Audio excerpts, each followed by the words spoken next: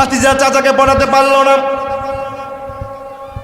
কিছুদিন যাওয়ার পরে এই যুবক চাচাতো বোনের জন্য ফুচকা কিনে নিয়ে আসে। ফুচকা, সুন্দর সুন্দর গহনা বানিয়ে নিয়ে আসে, আংটি বানিয়ে নিয়ে আসে, রুমাল বানিয়ে নিয়ে আসে, মোবাইলের ভিতরে টাকা রিচার্জ করে দেয়। একদিন এই পার্কে নিয়ে যায়, আর একদিন আর এক পার্কে নিয়ে যায়। বোনের কি লাগবে, কি লাগবে, বোন তুই শুধু বল, তোর জন্য সবকিছু আমি দিয়ে দিতে পারি। এরকম যুবক আছে না নাই?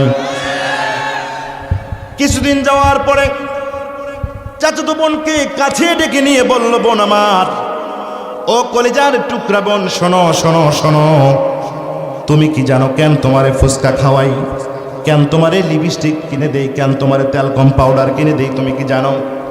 কেন তোমারে 3 পিস কিনে দেই, কেন তোমারে মোবাইলে লোডটা দিয়ে দেই, তুমি কি এটা জানো? বোন বলে যে না, আমি জানি না, আমি তো জানি না, কেন তুমি এগুলা করো?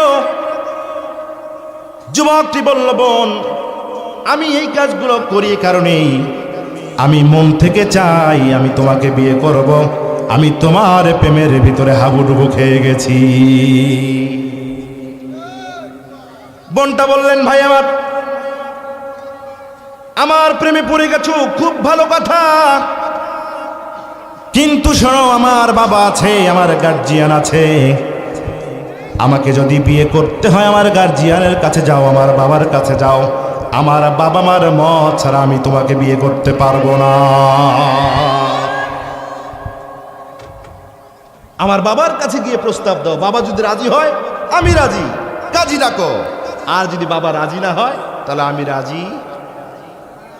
আহা, আমাদের সমাজে যদি এরকম মেয়ে থাকতো, আমার সমাজটা এরকম জেনা ব্যভিচার মেয়েদের অশ্লীলতায় ভরে যেত না। আমাদের সমাজের মেয়েরা, অধিকাংশ মেয়েরা, এরা নিলিহাজ, বেলজ্জা, বেশরম, এরা এদের পাত্রকে নিজেরাই ঠিক করে বসে থাকে। কথা বুঝতেছেন? আর মাঝে মাঝে দেখবেন যে 3 মাস 6 মাসের বয়স হয়ে গেছে, পেট নিয়ে এসে বাবার কাছে খাড়া হয়, মার কাছে খাড়া হয় যে মা, অমুকের বেটা এই কাজটা করছে, ওরে ছাড়া আমি বাঁচবো না। সমাজটা অশ্লীলতায় ভরে গেছে, জেনা ব্যভিচারে ফয়লাভ হয়ে গেছে, শুধুমাত্র মেয়েদের ভিতরে নৈতিকতা, ইসলামী শিক্ষা, মূল্যবোধ না থাকার কারণে। আজকে যদি এদেশের ইমাম, এদেশের খতিব, এদেশের বক্তা, তাবলিগ জামাতের ভাইয়েরা, চরমনাইয়ের ভাইয়েরা, মাদ্রাসার ভাইয়েরা, সমস্ত আলেমেরা যদি এই মেয়েদের অবাধ চলাফেরা, অশ্লীল বেহারাতার প্রতি যদি প্রতিরোধ গড়ে না তোলে, তাহলে এমন একদিন আসবে, সেই দিন বেশি দূরে রবে না, যেদিন ইমাম সাহেবের মেয়ে প্রেগন্যান্ট হয়ে ইমাম সাহেবের সামনে এসে দাঁড়াবে। ও খানকার হুজুর, পীর সাহেব, তুমি ভালো করে শুনে রাখো, যদি এই অবস্থার বিরুদ্ধে তুমি যদি সোচ্চার না হতে পারো, তোমার মাজারের পিছনেই, তোমার খারকার পিছনেই ছেলেমেয়েরা অবাধ ভাবে জেনাবে বিচার করবে, তুমি কিচ্ছু করতে পারবা না। মাদ্রাসার প্রিন্সিপালেরা, সুপারেরা শুনে রাখুন,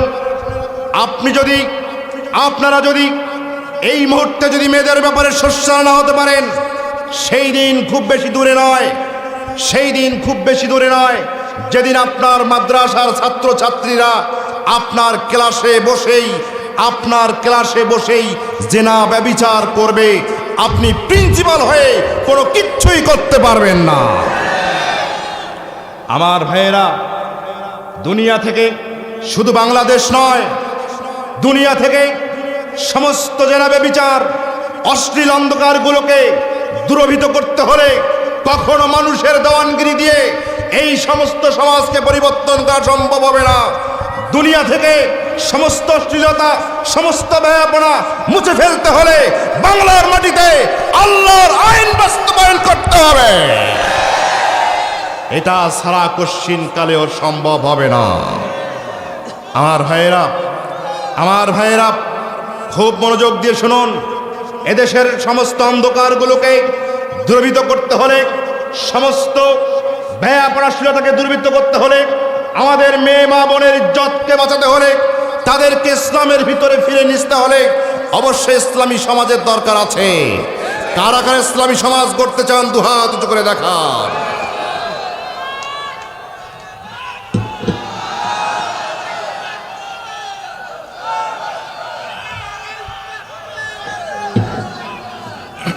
থামেন।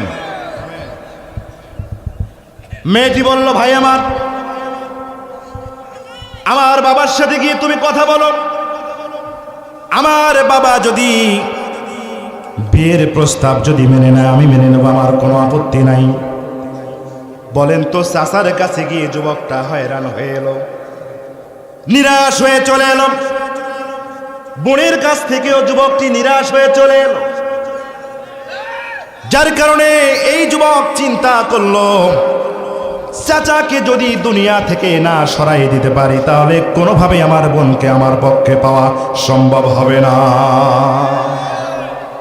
কিছুদিন যাওয়ার পরে যুবকটি চাচাকে এসে বলল, চাচা যান, আমার কিছু খাদ্য পানির দরকার, আমার কিছু কেনাকাটা করার দরকার। চাচা যান, বাড়ির পাশের বাজারে কিছু বণিক এসেছে ব্যবসা বাণিজ্য করার জন্য। ওই লোকগুলো তো আমারে চেনে না, ওই লোকগুলো তো আমারে জানে না। চাচা, আপনি সম্মানিত একজন মানুষ, আপনাকে সবাই চেনে। আপনি যদি আমার সাথে গিয়ে তাদের সাথে কথা বলে একটু বাকি নেওয়ার ব্যবস্থা করে দিতেন তাহলে আমি একটু উপকৃত হয়ে যেতাম। এরকম হয় না? এরকম হয় না? বেটা খাইতে বিল এমন হয়ে গেছে আর ওই দোকানে যায়ই না।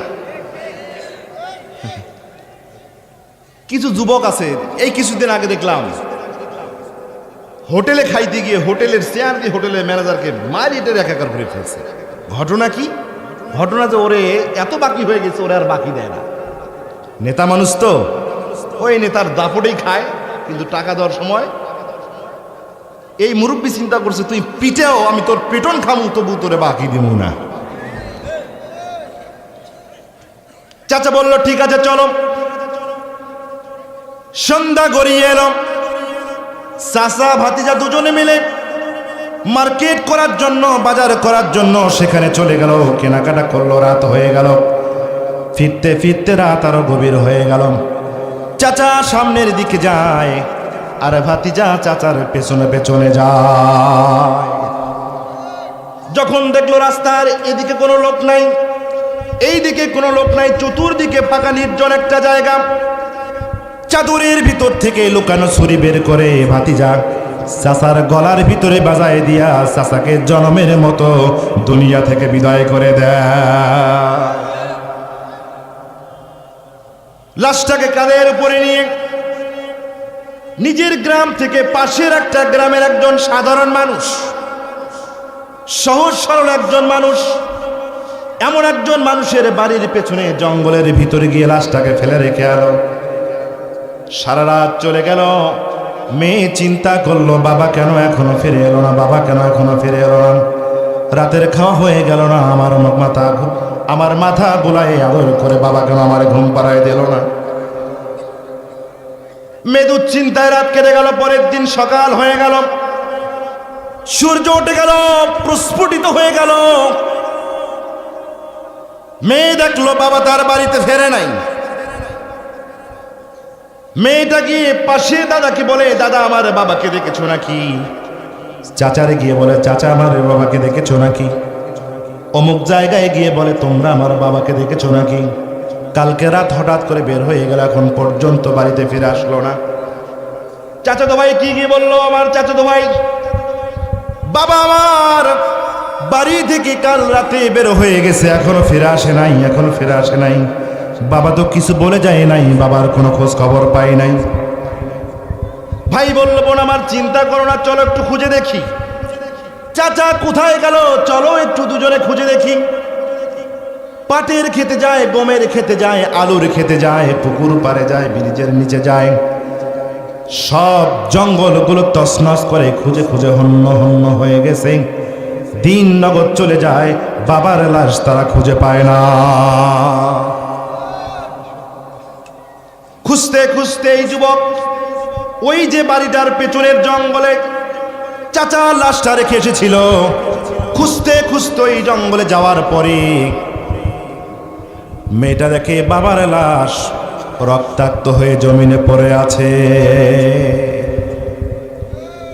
বাবা রক্তাক্ত লাশ দেখে, নিথর পাথর লাশ দেখে ডুকরে ডুকরে কান্না করে হাউমাউ করে বাবাকে জড়িয়ে ধরে। বাবা, কিছুই জানলাম না, কিছুই বুঝলাম না, কিছুই বুঝলাম না, কিছুই জানলাম না, কিছুই করলা না, কিছু হয়ে গেল না, কেন তোমার এই অবস্থা হয়ে গেল?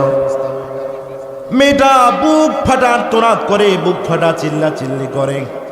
মেয়েটা জানে না কে তাকে তার বাবাকে হত্যা করেছে।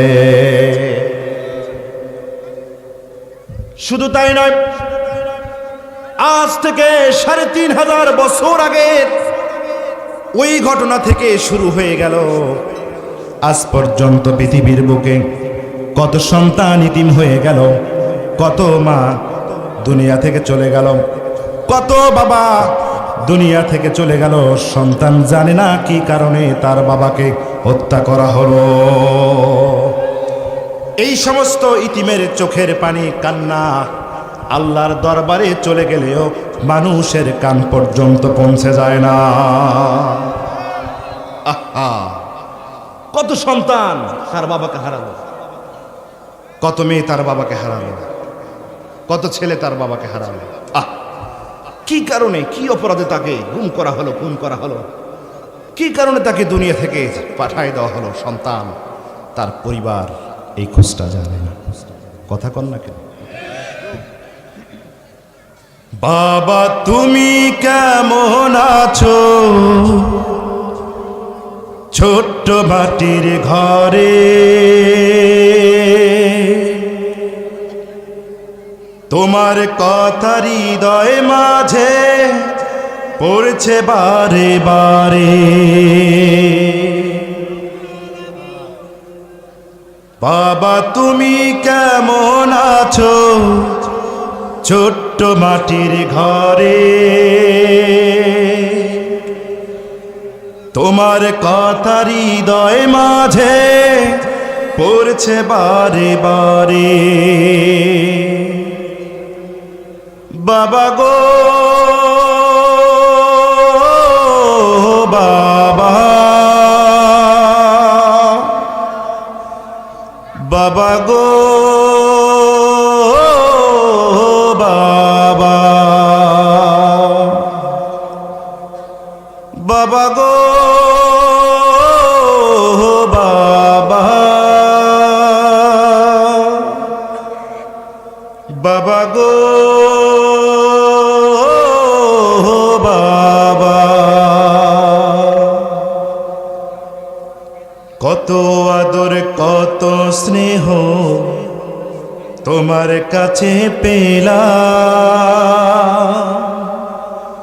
সব কিছু হারিয়ে আজকে নিঃস্ব হয়ে গেলাম। কত আদর কত স্নেহ তোমার কাছে পেলাম,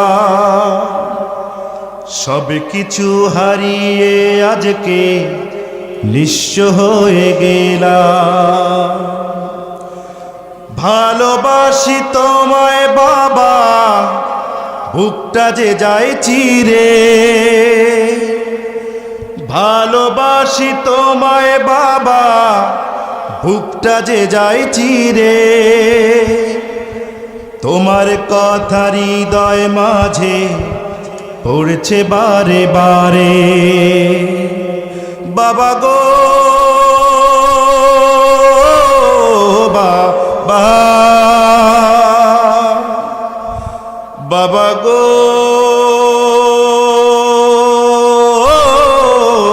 বাবা। আহা, বাবাকে যারা হারিয়েছে তারাই জানে বাবা হারার ব্যথনা কষ্ট কত বেশি। কথা বলতেছেন না কেন? বাবাকে হারিয়েছেন এরকম মানুষ এখানে নাই?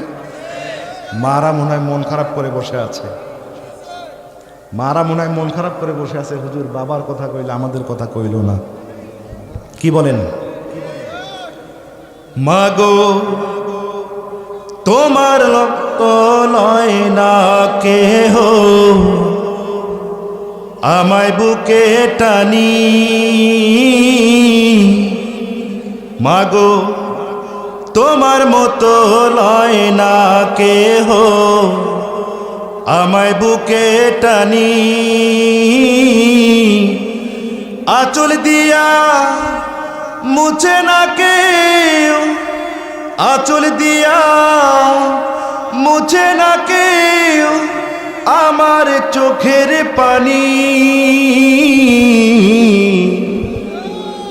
হায় রে মা জননী আমার হায় রে মা জননী হায় রে মা জননী আমার হায় রে মা জননী লিল্লাহে তাকবীর। আল্লাহ তাআলা পৃথিবীর সকল বাবা মাকে ক্ষমা করে দিক, জোরে বলেন আমিন। আরো জোরে বলেন আল্লাহুম্মা আমিন। আমার ভাইয়েরা, কোথায় বলছিলাম? গল্প কোথায় ছিল? আমার ভাইয়েরা, মেয়ে ডুকরে ডুকরে চিৎকার করা শুরু করলো, বাবা তোমার কি কাম কে করেছে? তাফসীর ইবনে কাসির, তাফসীরে কুরতুবী খুলে দেখুন, যখন মেয়েটা তার বাবার রক্তাক্ত লাশ দেখে যখন হাউমাউ করে কাঁদা শুরু করে দিয়েছে, যুবকটা চাচার জন্য ডুকরে ডুকরে চিল্লা চিল্লি করে কান্নাকাটি শুরু করে দিল, মাথার চুল টানা শুরু করে দিল, পরনের কাপড়গুলো টেনে ছিঁড়ে ছিঁড়ে ফেলা শুরু করে দিল, চাচার জন্য ডুকরে ডুকরে কান্নাকাটি শুরু করে দিল আর বলল, বোন আমার, তুই আমার বোন, আমি তোর ভাই, দুনিয়াতে তুই ছাড়া আর আমার কেউ নাই। বোন আমার, চিন্তা করিস না, চিন্তা করিস না রে বোন, কে তোর বাবাকে মারছে, কেমনে তোর বাবাকে কারা হত্যা করলো, আমি এই তথ্যটা খুঁজে বের করবো। বোন চিন্তা করিস না, চল বাবার লাশটা নেই, বাবার লাশের কাপন দাপনের ব্যবস্থা করে দেই। কথা বুঝতেছেন?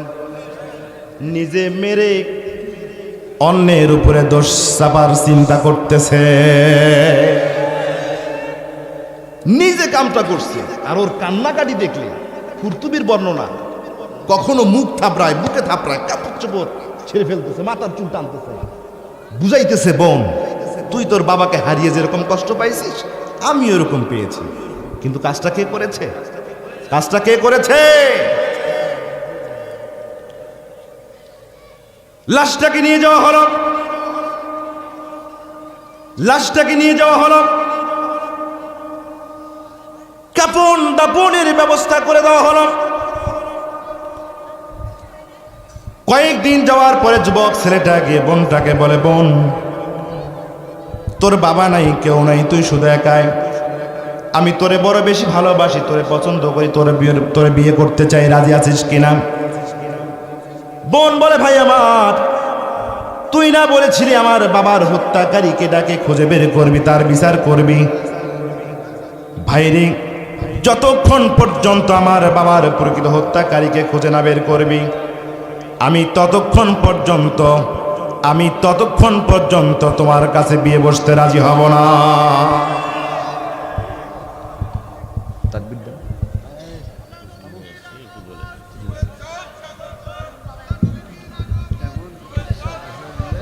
নারায়ে তাকবীর, নারায়ে তাকবীর। প্রধান অতিথির আগমন, মাহফিলের পক্ষ থেকে তসলিম উদ্দিনের আগমন, দেউতিবাসীর পক্ষ থেকে নারায়ে তাকবীর। আল্লাহ তাআলা আমাদের আজকের প্রধানমন্ত্রীকে, আমাদের ইতিমধ্যে আমাদের স্টেজে উপস্থিত হয়েছেন আমাদের আজকে এই আয়োজনের সম্মানিত প্রধান অতিথি, বাংলাদেশ আওয়ামী লীগ তীরগাছা উপজেলা শাখার সম্মানিত সভাপতি জনাব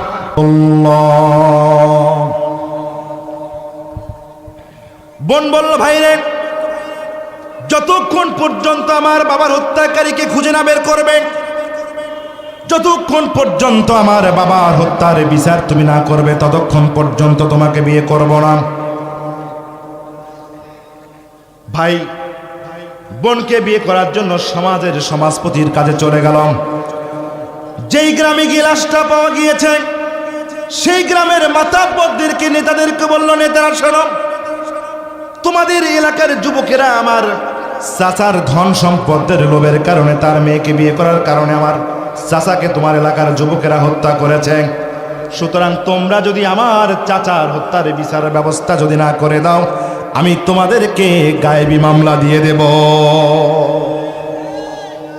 সমাজপতিরা শুনে রাখো, অবশ্যই তোমাদের, যেহেতু লাশটা তোমাদের গ্রামের অমুকের বাড়িতে পাওয়া গিয়েছে, সুতরাং তোমাদের গ্রামের কোনো যুবক ছেলে আমার চাচার ধন সম্পত্তির লোভে আমার চাচাকে হত্যা করেছে, তার মেয়েকে বিয়ে করার জন্য তোমরা এটা বিচার করে দাও। যদি বিচার না করে দাও, গ্রাম শুদ্ধেই তোমাদেরকে অজ্ঞত মামলা দিয়ে তোমাদেরকে ফেরাউনের জেলখানার ভিতরে ঢুকাই দেবে। অজ্ঞাত মামলা হবে। কি মামলা হবে? অজ্ঞাত মামলা। অজ্ঞাত মামলা গায়েবী মামলা। কি মামলা? যেই মামলার বাদী জানে না আসামি কেটা, যেই আসামি জানে না কেসের ঘটনা কি। কথা বুঝতেছেন? এটা হচ্ছে গায়েবী মামলা। তোমরা যদি আমার বাবার হত্যার বিচার না করো, সবগুলারে গায়েবী মামলা দিয়ে দেব। ফিরাউনের জেলখানায় ঢুকলে বুঝতে পারবি। নেতারা চেষ্টা করলো, খুঁজে খুঁজে তন্ন বিসন্ন হয়ে গেল, প্রকৃত হত্যাকারীকে খুঁজে বের করতে পারল না। প্রকৃত হত্যাকারীকে খুঁজে বের করতে পারল না, বরঞ্চ দিন দিন বনি ইসরায়েলের দুই এলাকার মানুষদের ভিতরে সংঘাত দ্বন্দ্ব বাড়িয়ে গেল। কিছু লোক যখন তাদের এলাকার ভিতরে যায়, তখন তারা তাদেরকে অ্যাটাক করে, তাদেরকে ধরে ফেলে। ওই এলাকার মহিলা ওই এলাকায় গেলে যুবকেরা ধরিয়ে ফেলে। ওই এলাকার পুরুষেরা ওই এলাকায় গেলে তাদেরকে আটকিয়ে জুলুম নির্যাতন করে। কারণ হলো, তোমরা আমার এলাকার মানুষকে মেরে ফেলেছ।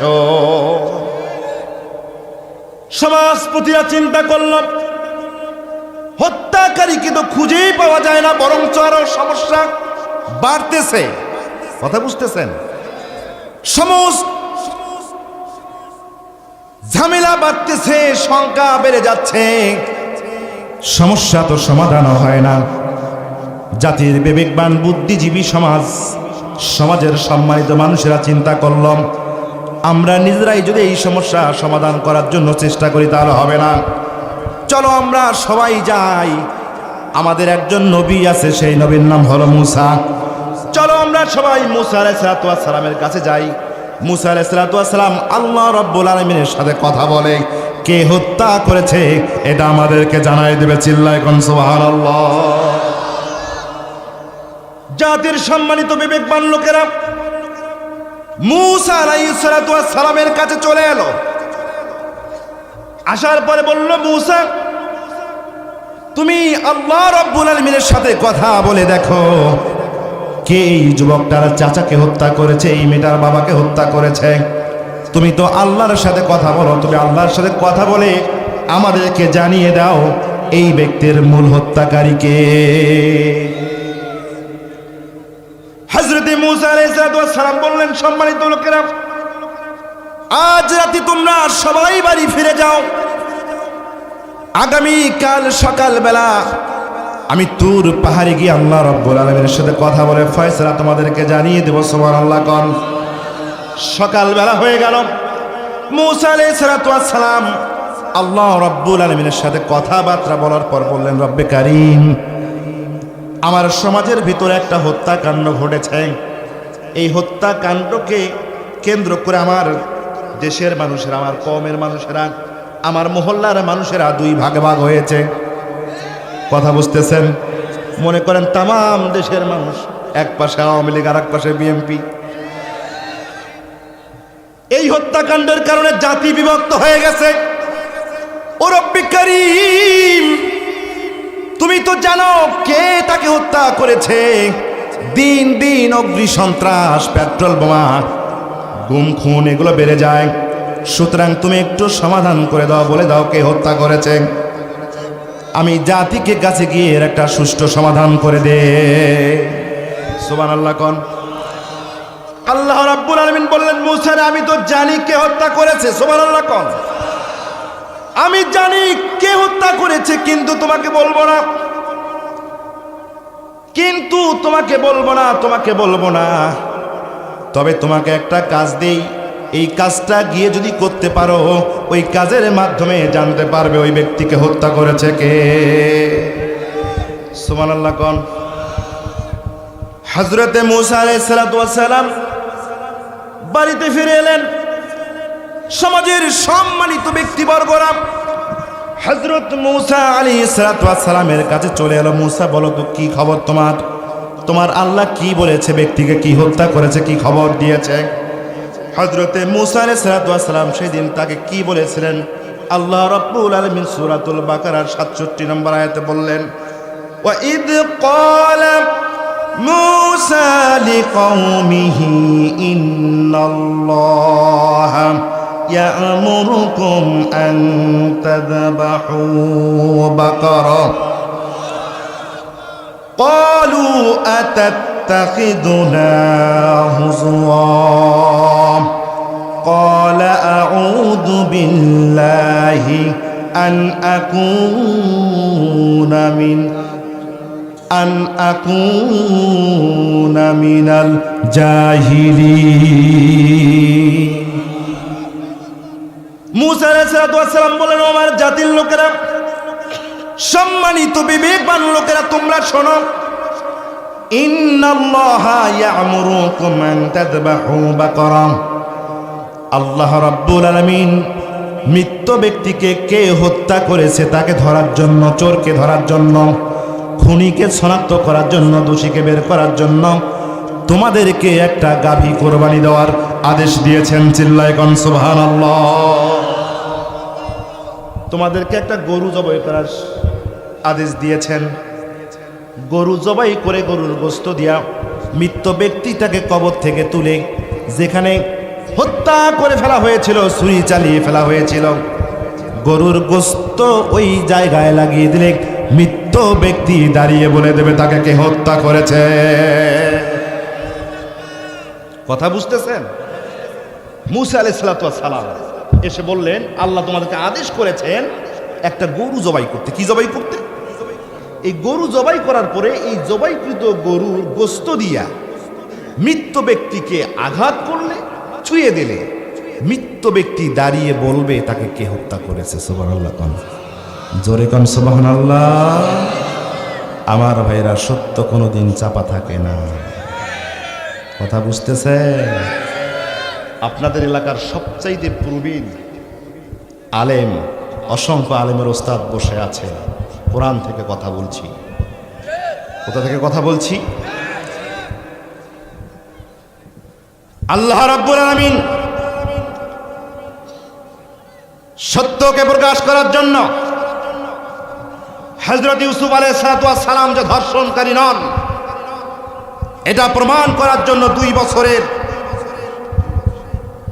2 বছরের শিশুকে দিয়ে কথা বলিয়েছেন। সত্যকে উদ্ঘাটন করার জন্য আল্লাহ রাব্বুল আলামিন কবর থেকে মৃত মানুষকে জীবিত করে সত্যকে উদ্ঘাটন করিয়েছেন। সত্যকে উদ্ঘাটন করার জন্য কোরআনের পাখি, কোরআনের খাদেম ধর্ষণকারী ছিল না, রাজাকার ছিল না, এটা প্রমাণ করার জন্য একজন হিন্দুর মুখ থেকে শাহাদা দিয়েছেন। সুতরাং সত্য কখনো চাপা থাকে, পাপ তার বাপকেও ছাড়ে